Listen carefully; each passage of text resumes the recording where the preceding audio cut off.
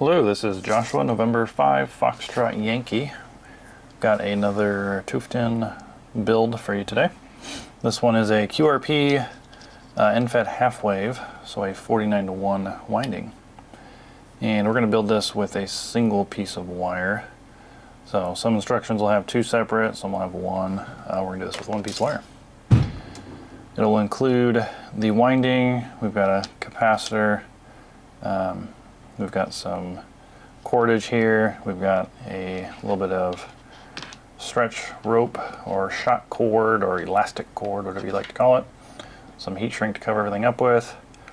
And then this one, because it's an end-fed half wave, there's a lot of different ways to deploy it and preference on tuning. So these, if they're assembled, will still be not trimmed on the end. So the wire, radiating wire, will be extra long. In this case, we're doing a 40 meter for this one. So when you get it, you'll get a heat shrink and a small ferrule to then terminate once you've tuned it in the field for your preferred setup.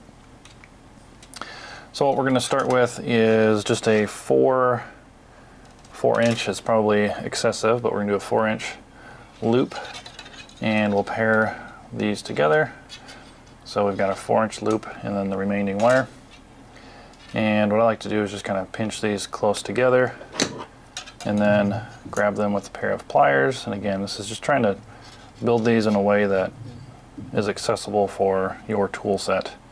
Pair of needle nose pliers does the job for holding these in place. And then I just twist them by hand. And what you want to do is twist several inches. Now you don't want to go too far, because if you untwist, then your wire's kind of boogered up a little bit.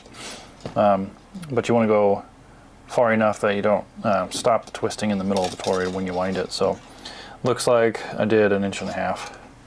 We'll see how that turns out. What you're then going to do is take both toroids, so they're the same thing, but we're stacking them up, and then send the loop up through the bottom, and we're going to stop the twisted pair right at the top of the toroids, and we're going to bend that over just like that. Okay, so we can get that to focus, and then we're going to bend the bottom twisted pair along the bottom edge as well, and then continue all the way up the side and then back over the top. What we're trying to do is get good, close, tight bends on these. So we don't want to rub and knock the insulation off, but we want to make sure that they're nice and close to the toroid. Then you're going to send the long wire as well as the short wire through the middle. And what we're doing is we're kind of wrapping these clockwise around from what we're going to call this top position. So again, be careful not to rub off the insulation on the wire, the enamel, as you're working with this.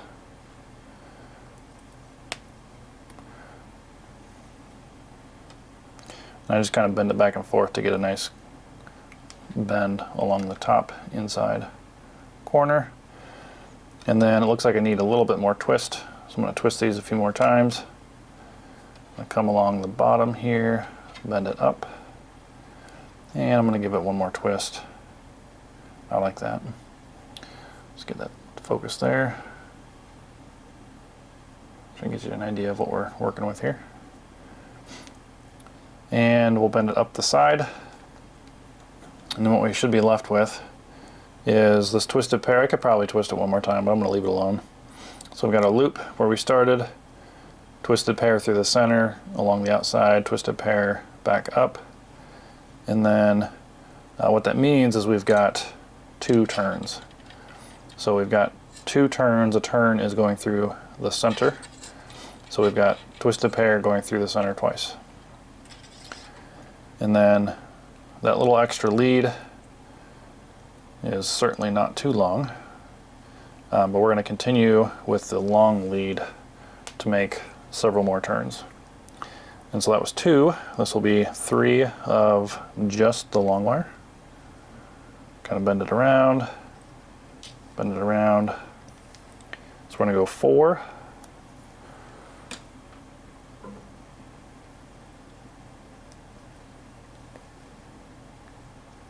And we'll go 5.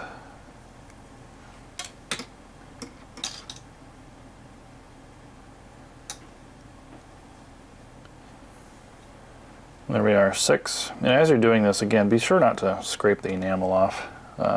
These 43 mix do have not really sharp corners, but I guess they're sharp enough they can scratch the insulation off. This is heavy duty enameled wire. That's what all my antennas are built with. So it's much more difficult to scrape off, but you still gotta be careful.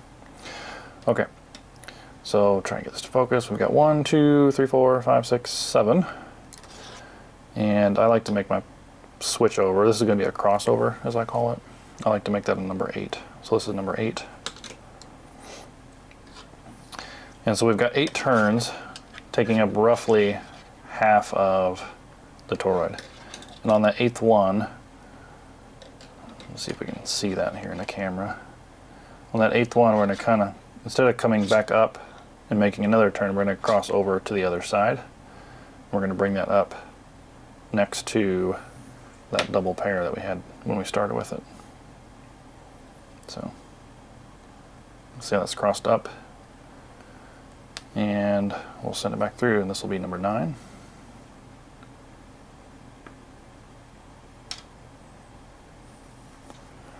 See if that makes sense.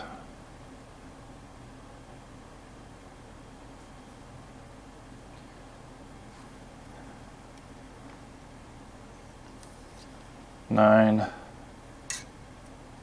10.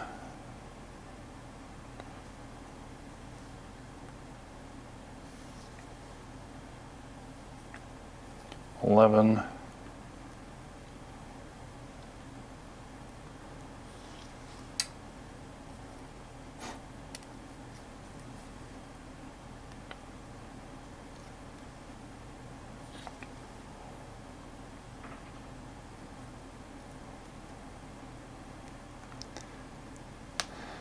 I stopped counting for you, but what we're looking for is 14 total turns.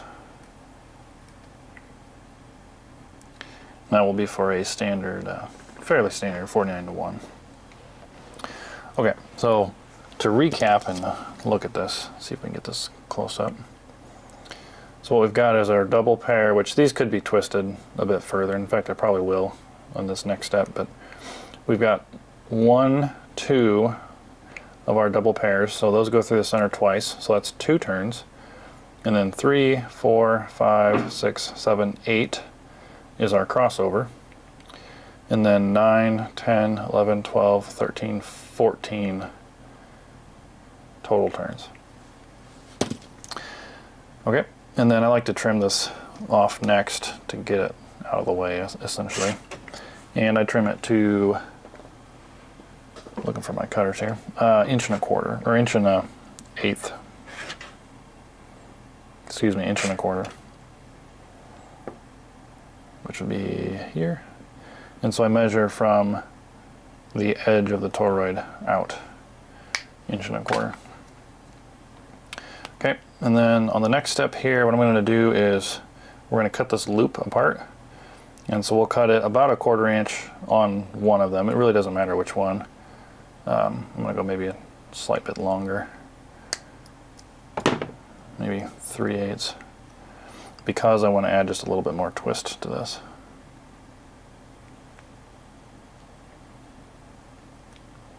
Okay, and then we're going to have to electrically connect these, so we need to scrape off the insulation. And again, I use the side cutters.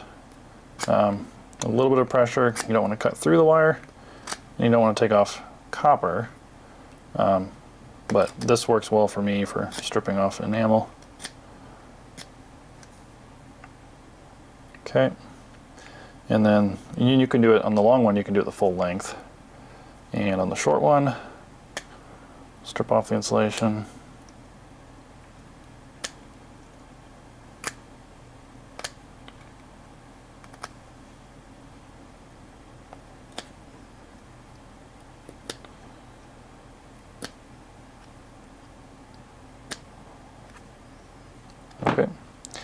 And then I add just a little bit of a twist, but then what I'm doing is I'm taking the short wire, I'm wrapping the short wire around the long wire. It's easier to do that with a pair of pliers, needle nose pliers.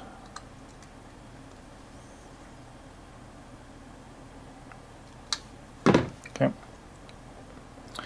So really, you just need a good electrical connection between the two. And then I like to bend this towards the center. So we're going to kind of bend it over.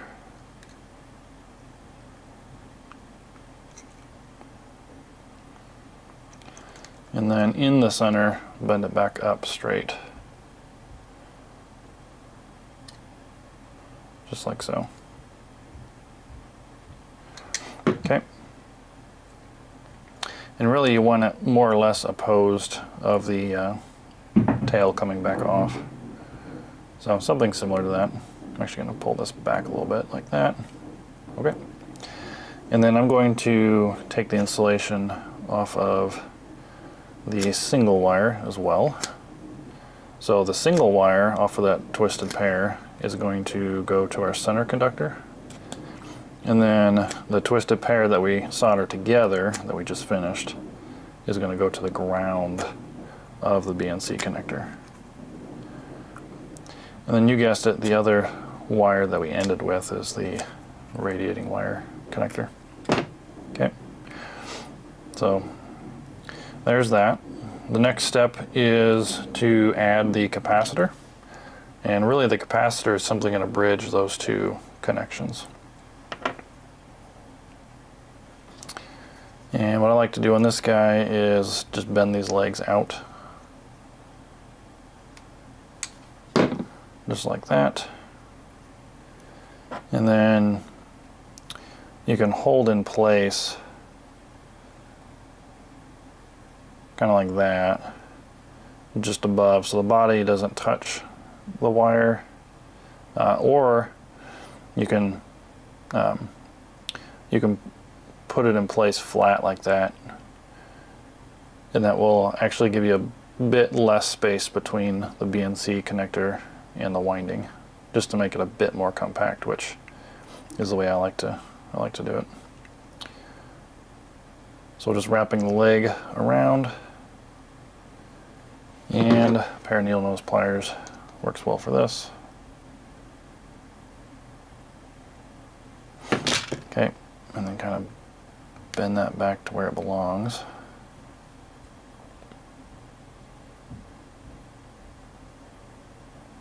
I'm gonna hit that with the pliers again. There we go. Okay, and make sure that's nice and flat where we want it, and then we can send the other leg of the capacitor, wrap it around a few more times on the other side.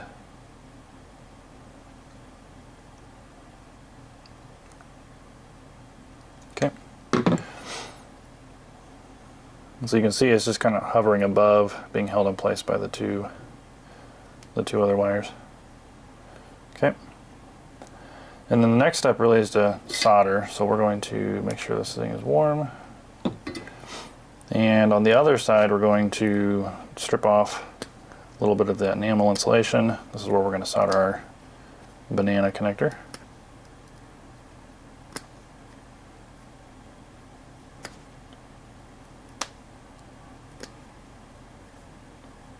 Okay, and we're going to set that down for a minute. And I completely forgot to set out the BNC connector. So the BNC connector in your kit is going to come with a solder tab. It's going to come with a, I guess, anti-slip ring, it could be called. It's going to come with a nut and the body of the BNC connector itself. So what you're going to do is take the BNC connector, put the solder tab on it, put the anti-slip ring on it, and then screw on the nut. And I like to hold the nut with a pair of channel locks. or an open adjustable wrench. These actually are channel locks, I think. You can use a socket if you prefer, or a larger pair of pliers. Just something to grip the flat edges of the nut. And you need to be real careful not to over tighten this. But if you grab the BNC, you can kind of press a little bit of pressure around it where the tabs on the BNC connector body are at, and give it just a little bit of a turn. You could add some super glue, you could add some anti-seize. I haven't found any of that necessary. Just give it a little bit of a snug fit, and then when you bend the solder tab up over the shoulder of the nut, that actually will prevent the nut from turning. And then you can actually tighten it down a little bit. Just kind of smash it down along the nut with a pair of pliers. Okay, and so then the next step is the twisted pair that we soldered together is this pair. That's going to go to the solder tab. The other one is going to go to the center of the BNC connector. And so I'm going to trim that down. If I hold this in place, I can kind of visually see how long I got to trim it. But it's, call it maybe 3/16. But just into where the Teflon of the center is at. And then if you kind of line it up, yeah, that looks good. You can put a bend in about where the solder tab hole is at, and then feed that through the solder tab hole, and then put your center conductor back in place, kind of snug everything up just like that.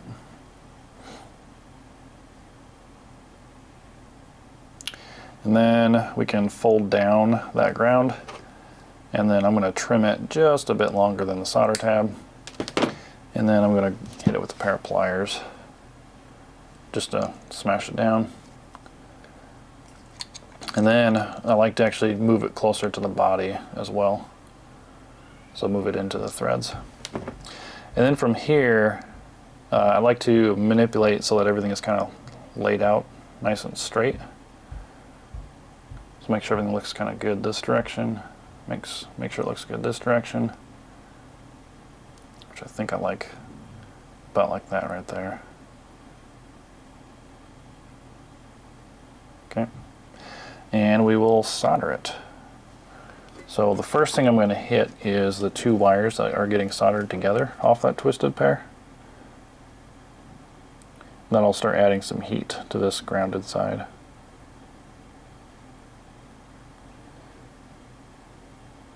That looks good. And then I'll add the capacitor leg, and then the solder tab on the BNC connector. Okay, that all looks good. Rotate that around just a bit. And then I like to heat it from the back side on the wire of the capacitor, and then add it down into the center conductor of the BNC, because you don't want to overheat the BNC connector. Okay. And I normally run the fan because I don't really care for that. It's fumes, but the thing's a bit loud for the camera. Alright, so you're seeing my handiwork. This normally gets covered up. On this one anyway. I'm just inspecting it to make sure, one, a good electrical connection most importantly, but secondly to make sure that there's decent mechanical connection as well. Make sure that the capacitor isn't touching anything it doesn't need to touch. I think that all looks pretty good. Okay. And last step for soldering, until we touch the wire, is our banana connector. So add a little bit of solder in there. You don't want to overfill this. You also don't want to overheat it. You want to leave that flux in there so that it can be used to get good connection on the wire as you solder it in place.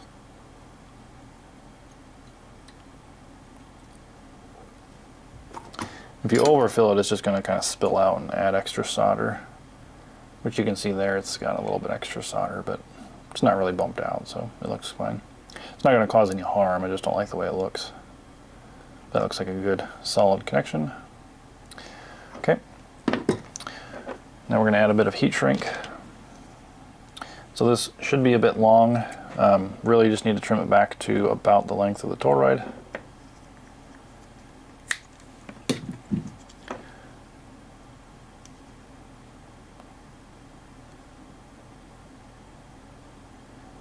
And we'll heat it up.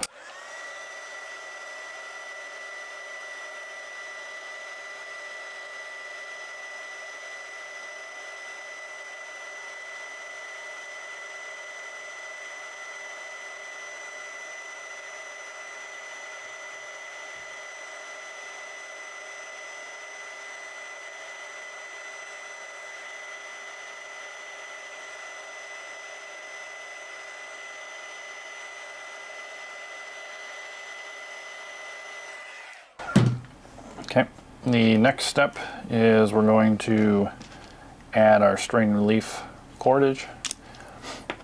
And for this, you've got a 2-foot length, and go ahead and cut it in half. You don't have to cut it in half. For simplicity, I'm going to cut it in half for this purpose. You can just leave one extra tag long, but if you cut it in half, you can kind of just line up the ends, put a knot in it, and then maneuver your knot to where you like it. So if you want it extra long on this end, that's fine.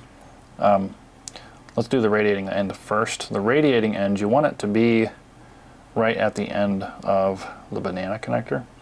So again, you just send the cord through the center of the toroid, and then again on the radiating end, you want the knot to be right at the end of the banana connector.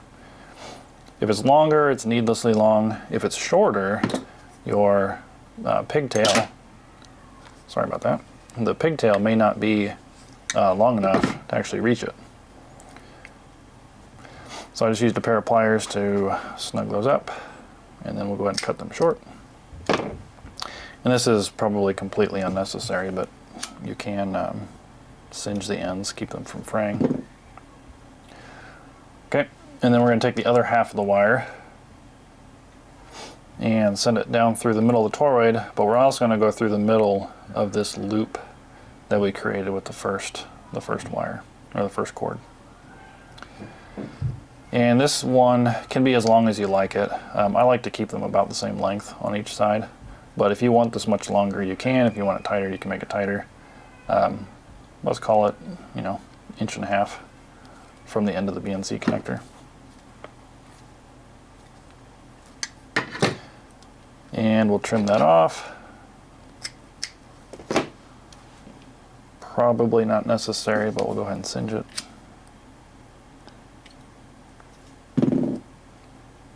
Okay, and then that was our other end.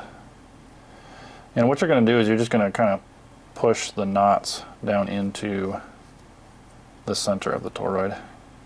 So I'll push that one in on that side, and just pull them tight.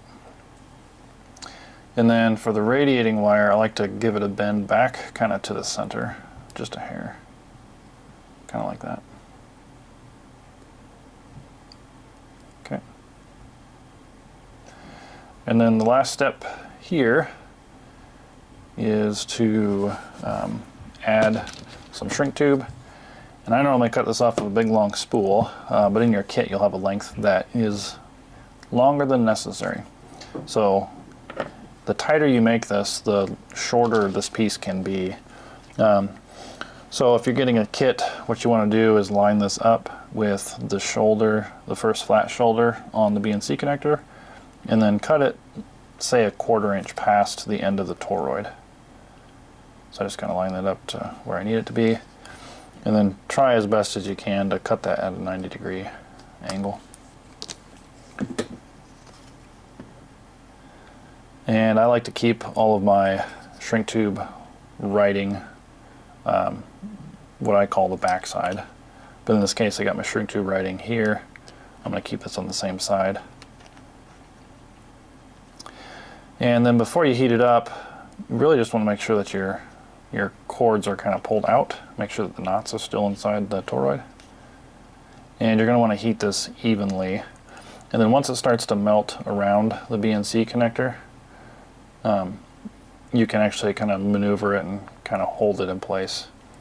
So let me do that, and you can kind of watch my technique a bit. But you want to try and heat everything evenly and then keep it in place if you need to. Again, you can move it while you're heating it.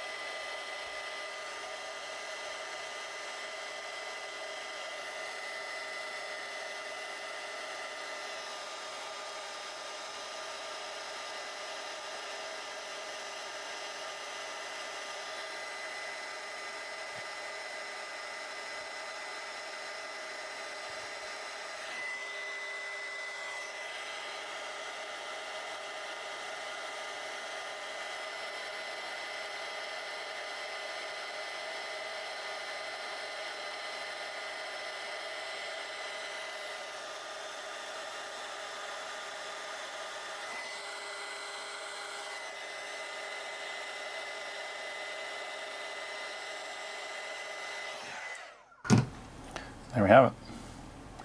And I like to pull these cords out just a hair, just to make sure they're tight and straight through the center.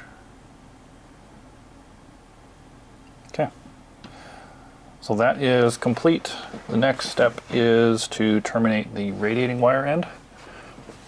And we'll do that here. This is a 40 meter, so this one is cut excessively long to trim, again, in the field according to user preferred deployment.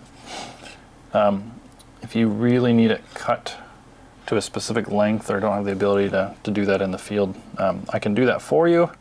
Just note that it's not going to be perfect for your deployment, which is not a big deal, honestly, but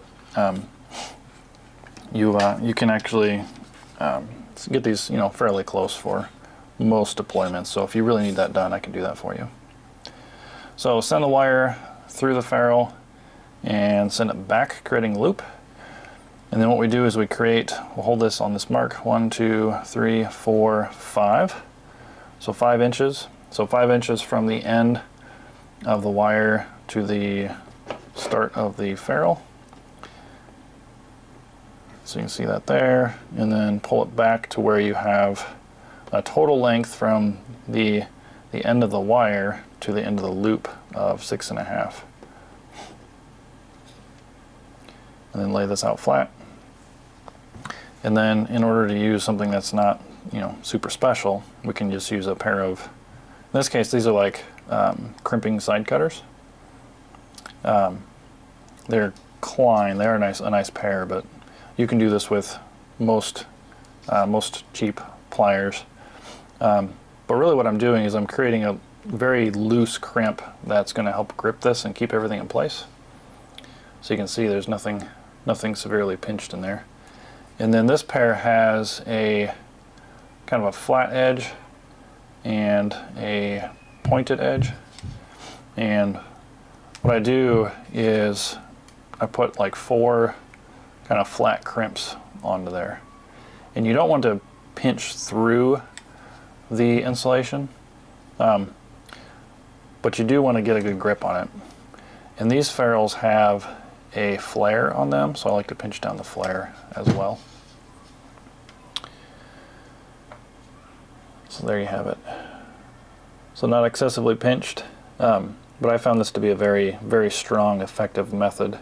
I've tried this several different times, putting a lot of force on this, and I actually end up breaking the wire before this ferrule pulls loose. So this works well.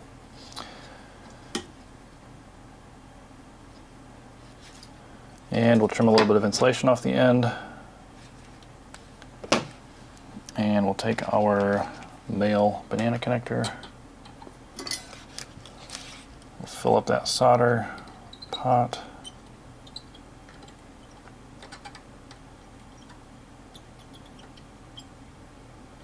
Don't want to overly cook the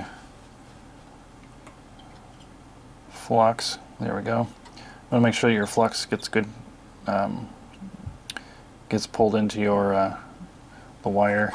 If you cook it all off, you may not get good adhesion into the wire, so you don't want to cook it all off the first time. But yeah, it's really hard to see on camera. But you want to make sure that that's full of solder, so you got good electrical and mechanical connection to the banana plug. If you don't, they will pull out. I've had a few people with kit builds, and that was one of the failure points they had. So make sure that you've got that pot full, and you can tin that wire first. I mean, that's probably the more standard way to do that, is to tin the wire. But what I found is if you fill that pot full and don't overcook the resin, the flux in it, it'll make a good adhesion into the wire, so you heat it up the rest of the way once you put the wire in there and cook off all that flux. The shrink tube then ends up just covering up the flat portion of that banana connector at that solder pot, and then we'll heat it up.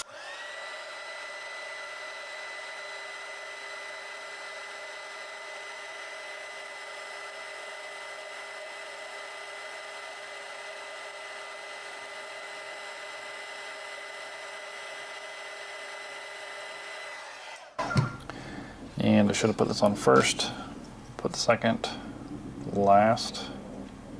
Now the second heat shrink over the ferrule. Really just want to make sure it's centered, more or less.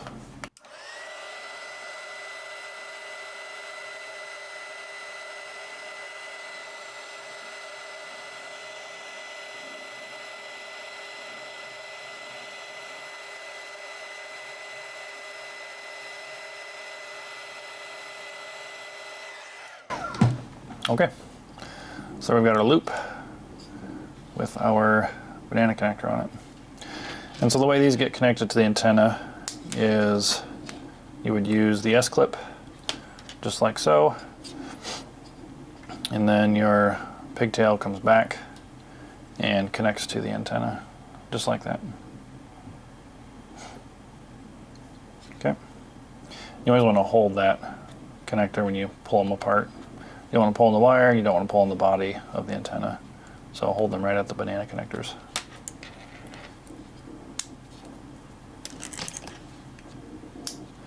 Okay, and then before I wind this onto the winder, I'm going to take the elastic cord and I'm going to put a loop on both ends.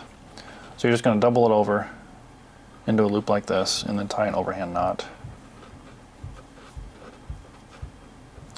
And then you're going to take the excess and you're going to push it back and kind of work that extra slack out. So I work it back into the loop, and then I pull the loop down extra small. So you end up with what looks like a terribly small loop. But once you then pull out the loop, you end up with something that seems quite reasonable. So again, nice big loop, tie an overhand knot, and then you're going to pull out the excess.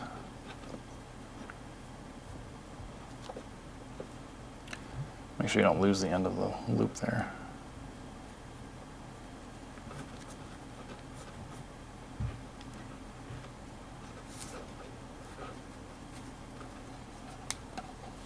There we go. So now we got a loop on both ends. So we're just going to set that down because we're going to need it to capture this wire once we wind it on.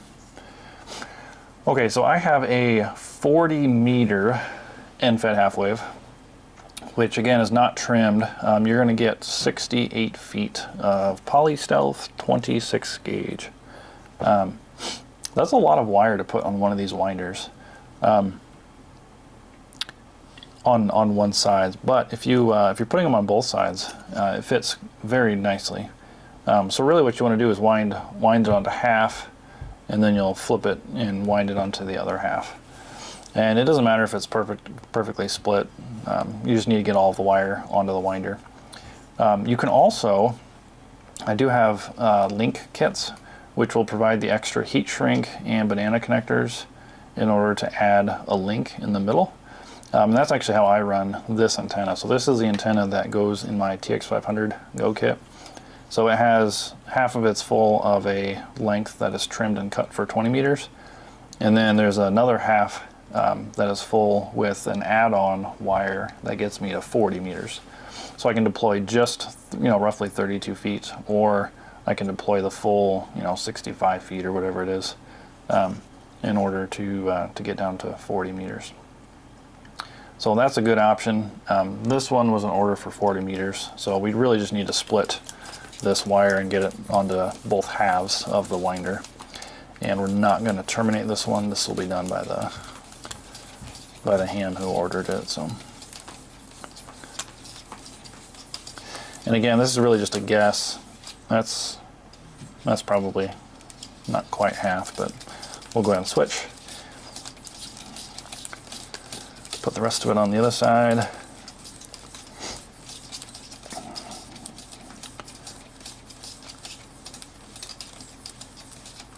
Yeah, so you can see there's a little bit more on this side, but it doesn't matter too much. There we go. And then just kind of hold it down with your thumb. And then lay the winder on top, just like so. Or excuse me, the antenna. And you can store the S-clips somewhere else. I usually just put them on the ends of here. They don't seem to get in the way for me. And then just catch the end of the winder with the cord, and then wrap it around a couple times. And this doesn't need to be overly tight. In fact, the more loose, the better. I mean, any of these shock cords, the more you have them stretched, the less stretchy they'll be. They'll actually end up getting longer. So really just there to kind of manage the cords, and then you can also use it to deploy in the field with your radiating wire to give yourself a bit of shock protection as well. But that's it. And then again, this one still needs to be terminated on the end. So that would really just be a 2-inch loop or 1.5-inch loop on the end, crimped again with some heat shrink over it. So there you have it. That is the Tufteln QRP 49:1 end-fed half wave with 40 meter wire. If you have questions, please reach out. This is Joshua, November 5, Foxtrot Yankee. Thanks for watching. 7-3.